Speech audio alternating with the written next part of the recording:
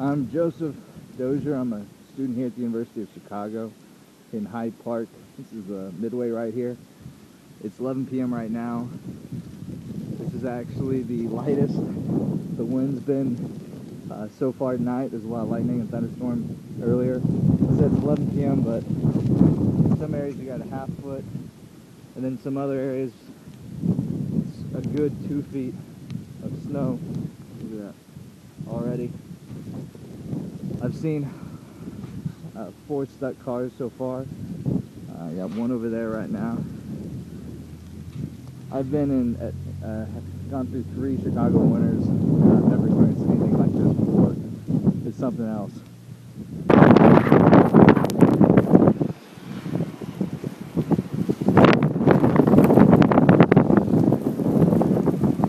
The car's stuck over there.